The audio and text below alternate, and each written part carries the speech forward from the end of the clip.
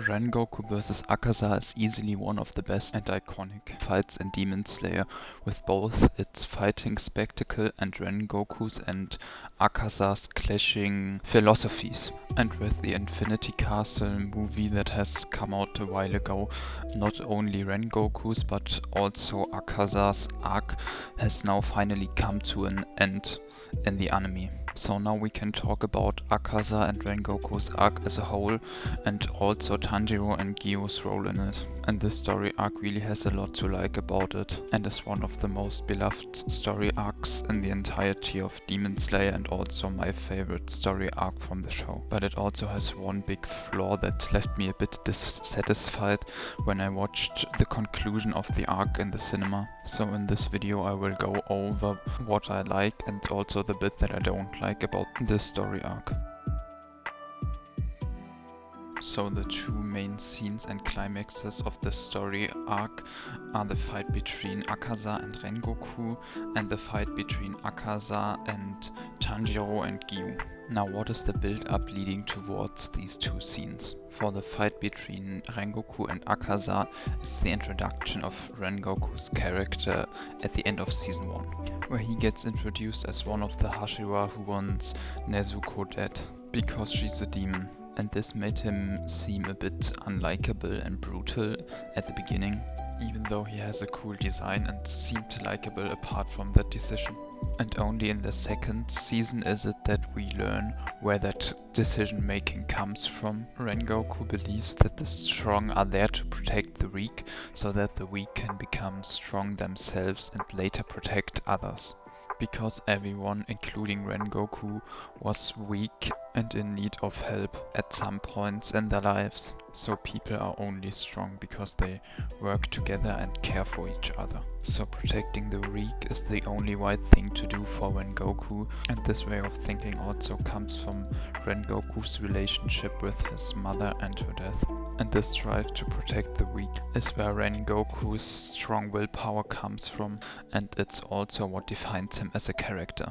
And that is also the reason why Rengoku at first wants Nezuko, who is a demon, slain at the beginning, as every demon he has ever encountered before murdered people that he wants to protect. Only through seeing Nezuko protect helpless people in the Mugen train made him change his mind about her. And this is something that I like about his character, because it shows that he is not perfect and has to develop and overthink his opinions about Nezuko. And Rengoku is also imperfect in his inability to reach his full potential and not being able to defeat Akaza. Rengoku's defining character traits and his flaws are what make him human and made him likable to me and a character that I care about, unlike certain other characters. This is also what creates high stakes and suspense in the fight against Akaza and makes it all the more tragic when Rengoku finally dies. Now on the opposite side we have Akaza, whose philosophy is the complete opposite of Rengoku's from the very beginning. So the fight is not only a physical fight between the two, it also becomes a fight between their philosophies, and the fight is already suspenseful and a spectacle of itself. But with this characterization involved, the fight becomes truly great and memorable. It's somewhat like the fight between Naruto and Neji, which is also memorable because of its clashing philosophies. They even made the conclusion of both of the fights in terms of philosophies in a way that the protagonist was wrong to some extent in retrospective, so they are even similar in this point. So Akaza's philosophy is that he despises the weak who cannot fight for themselves, and he himself wants to become stronger and stronger, and thus keeps consuming humans to increase his strength. And with just that, Akaza was already a great villain. And now that we got Akaza's backstory in the movie, his character has gotten more depth. Now we know that Akaza despises the weak because someone killed his sensei and his fiancée Koyuki by poisoning the water well because they were too weak and cowardly to fight the sensei themselves. And Akaza's drive to become stronger comes from him wanting to protect Koyuki, and her deaths drove him to slaughter and revenge. And when Akaza became a demon, all that was left of him was his drive to get stronger and his hatred. But Akaza's backstory is also the part where I see the smaller one of the two flaws in the story because of its pacing.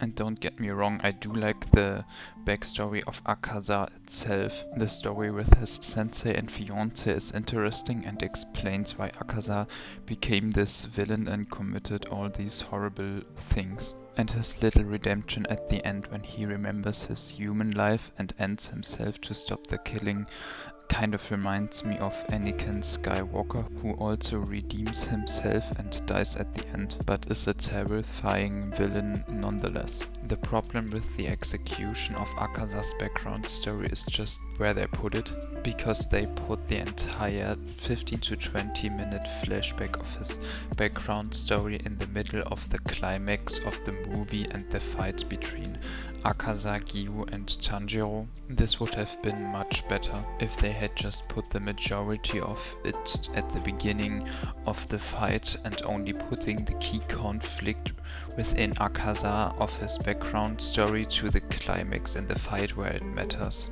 It just unnecessarily drags out the movie and makes it feel long at the end, when it could have been much better if they had just changed the order of the scenes. But we have already gotten a bit used to this problem in Demon Slayer. Anyways, there's also some Demon Slayer logic errors to this part of the story, but that is also a more general Demon Slayer problem.